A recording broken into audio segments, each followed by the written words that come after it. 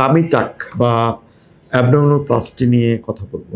আসসালামু আলাইকুম। আমি প্রফেসর ডক্টর মোহাম্মদ নাসির উদ্দিন, পরিচালক National Institute of Burn and Plastic Surgery এবং chief consultant plastic surgery AMZ hospital. আপনাদের সবাইকে স্বাগত।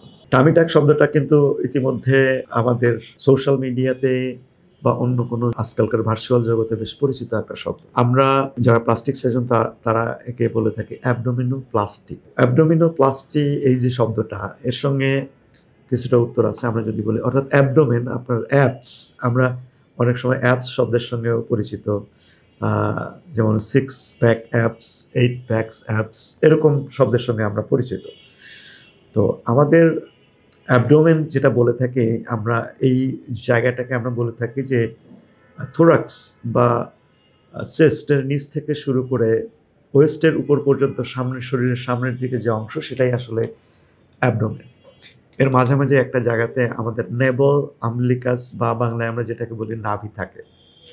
তো সাধারণভাবে নাভির নিচের যে অংশটা, সেই অংশটাতেই বেশিরভাগ ক্ষেত্রে আমরা অযাচিত মেদ বা অবাঞ্ছিত মেদ জমে থাকে।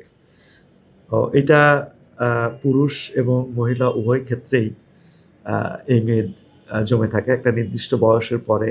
সাধারণভাবে 40-এর পরে প্রায় কম বেশি সবারই এই মেদটা জমে থাকে, যদি কেউ নিয়মিতভাবে তার ডায়েট এবং এক্সারসাইজ না করে থাকেন। ইভেন আমরা ইদানিংকালে প্রায় দেখি যে ইউনিফর্ম পরিহিত যারা মানুষজন, তাদেরও অনেকেরই বেশ মধ্যপ্রদেশ বড় দেখা যায়। এর কারণ কিন্তু একটাই, আবার জেনেটিক কিছু কারণও থাকে, যে জেনেটিক কারণে অনেক মানুষের মধ্যপ্রদেশে চর্বি জমে থাকে। Even it can be a part of the whole generalized তার যে বডি শেপ, সেটারও একটা অংশ অনেক সময় হয়ে থাকে। এই যে টামি টাক শুধু যে চর্বি জমার কারণে করতে হয় তা না, নানা কারণে আমাদের একটা সার্টেন পিরিয়ডের পরে আমাদের পেটের যে টোন যেটা থাকে, সেই টোনটা অনেক সময় নষ্ট হয়ে যায়। সে নষ্ট হয়ে যায় কীভাবে? আমরা আমাদের অ্যাবডোমেনের যে সামনের দিকে যে অংশটা থাকে, সেটাকে, অর্থাৎ আমাদের অ্যাবডোমেনের ভিতরে, অর্থাৎ ইন্ট্রা অ্যাবডোমিনাল বা পেটের মধ্যে আমাদের যে অর্গানগুলো থাকে, সেটাকে প্রোটেকশন দেওয়ার জন্য বা সেটাকে সঠিক জায়গায় ধরে রাখবার জন্য আমাদের পেটে কতগুলো মাসল বা মাংসপেশি থাকে। সেই মাংসপেশিগুলোর মধ্যে, এটা কয়েকটা স্তরে এই মাংসপেশিগুলো থাকে। তো কী কী কারণে আসলে অ্যাবডোমিনোপ্লাস্টি করা লাগতে পারে? অ্যাবডোমিনোপ্লাস্টি শব্দটা যেরকম আমরা শুরুতেই বললাম, এখানে অর্থাৎ কি, আপনার অ্যাবডোমেনের একটা ন্যাচারাল যে শেপ আছে, একজন অ্যাথলেটের দিকে যদি আপনি তাকান, তাহলে দেখবেন যে তার মানে পেটের নাভির উপরে এবং নিচ দিয়ে মাসল, দুই পাশের মাসলকে বেশ আলাদা আলাদা করে দেখা যায়, বিশেষত 6 প্যাকসের যে ব্যাপারটা, এই প্যাকসের যে ব্যাপারটা, এটা সাধারণভাবে আমাদের একটা সরাসরি লম্বা একটা মাসল, মিড লাইন বা মধ্য লাইন যেটা আমাদের শরীরের, তার দুই পাশে লম্বালম্বিভাবে থাকে, এটাকে আমরা বলে থাকি রেকটাস অ্যাবডোমিনিস মাসল। আর রেকটাস কথাটার মানে হচ্ছে সোজা, একদম সোজা। তো সেই সোজা মাসলটা অ্যাবডোমিনিস মানে অ্যাবডোমিনের থাকে, সেই জন্য এটা একেবারে উপরের লেয়ার, এবং অর্থাৎ চামড়া এবং চর্বির নিচে এই লেয়ারটা থাকে, এবং আমাদের পেটের এই 6 প্যাকটা তৈরি হওয়ার জন্য এই মাসলটাই প্রধানত ভূমিকা পালন করে থাকে। তো আমরা এই 6 প্যাকের অবস্থান আনাটা এবং আমাদের ফ্ল্যাঙ্ক, অর্থাৎ শরীরের দুই পাশেও অতিরিক্ত চর্বি জমে থাকে, সেই চর্বিগুলোও আসলে দূর করবার প্রয়োজন হয়ে থাকে। অর্থাৎ অ্যাবডোমিনোপ্লাস্টি বা টামি টাকের কিন্তু দুইটা অংশ থাকে। একটা হচ্ছে চর্বিটাকে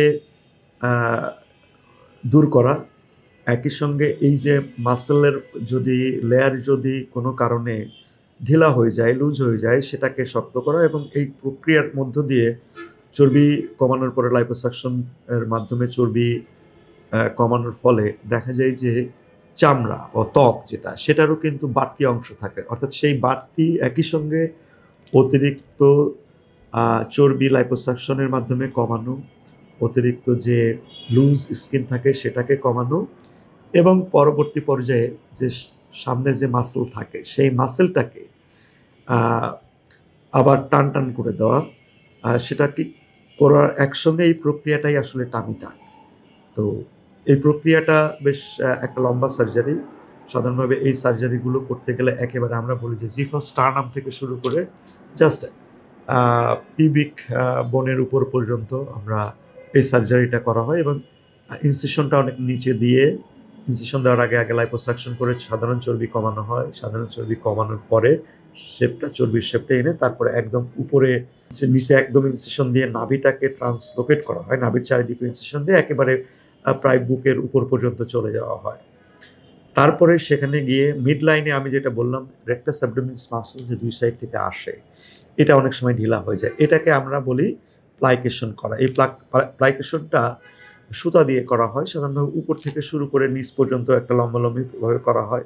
আবার কোনো কোনো ক্ষেত্রে দেখা যায় যে দুই সাইডেও মাসলটা লুজ হয়ে থাকে, সেক্ষেত্রেও প্লাইকেশন করা হয়। তো ওই সার্জারিটা বেশ সময় লাগে এবং টেকনিক্যালি একটু ডিফিকাল্ট। অর্থাৎ আপনাকে প্রপার ট্রেনিং না থাকলে এই সার্জারিটা করতে গেলে অনেক সময় বেশ প্রবলেম হয়। এই প্রবলেমগুলোর মধ্যে কিন্তু বেশ কিছু প্রবলেম হয় যেটাতে পরবর্তী পর্যায়ে অ্যাস্থেটিক যে কারণে এটা করা হয় তার থেকে আরও খারাপ দিকে চলে যেতে পারে। সে কারণে এই রকম সার্জারি করবার পূর্বে আপনি যার কাছে যাবেন তার সম্পর্কে আপনার ভালোভাবে জানবেন এবং তার সেই এক্সপিরিয়েন্স আছে কিনা সেটা জানার চেষ্টা করবেন। তবে এটা আধুনিক বিশ্বে যারা মডার্ন মেল ফিমেল যারা নিজেদের স্বাস্থ্য এবং স্টাইল বা তাদের আউটলুক সম্পর্কে সচেতন, তারা অনেকেই এই সার্জারিটা করে থাকে। একজন এক্সপেরিয়েন্স প্লাস্টিক সার্জনের কাছে এই সার্জারিটা কিন্তু খুবই স্বাভাবিক এবং আপনি নিশ্চিন্তে এই সার্জারি করতে পারেন।